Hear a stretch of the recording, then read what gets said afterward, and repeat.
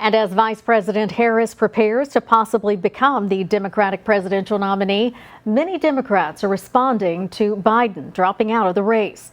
ABC 15's Gianna Forbes talked with the Horry County Democratic Party today. She joins us live in the studio with more on their thoughts now on the election. Gianna. Jen, the Democratic Party obviously awaiting the Democratic National Convention starting on August 19th.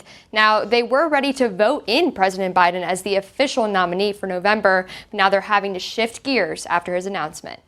More than 100 days left until the 2024 presidential election, and for the second week in a row, political chaos. President Joe Biden announcing yesterday that he's dropping out of the presidential race. With some expecting this outcome and many shocked at the decision, the Horry County Democratic Party is ready to push through the constant change.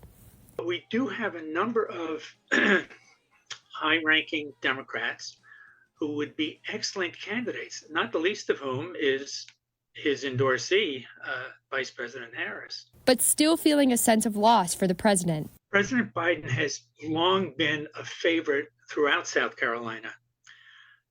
So I think that I'm not alone in saying that it hurts to see him go. The South Carolina Republican Party also giving their thoughts about the president's exit, blaming Biden's dropout on the Democrats and not directly on Biden, saying, "The Democrats tried to kick President Trump off the ballot in multiple states. Then they turned the judicial system into a pawn of political warfare. And now they are making Joe Biden tap out in hopes it will fix their problems." And as President Biden makes his exit, the entrance of Kamala Harris is one that the Democratic Party is ready to accept. I think Vice President Harris has also become a standard bearer here in South Carolina as first black vice president and potentially the first black female president. I mean, that's a lot of load to carry.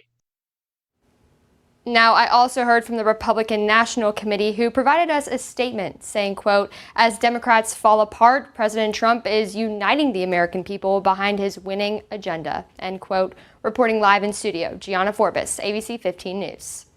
Gianna, thank you. Biden has formally asked the Federal Election Commission to rename its principal committee to Harris for president. Democrats plan to move ahead with the plan for an early nomination process. The party had planned to hold a virtual vote ahead of the convention to officially nominate President Biden. Due to that now resolved issue with Ohio, the Rules Committee will meet Wednesday to finalize how the roll call will work. The Democratic National Convention kicks off August 19th in Chicago. The early vote could be completed by August 7th, according to the DNC chair.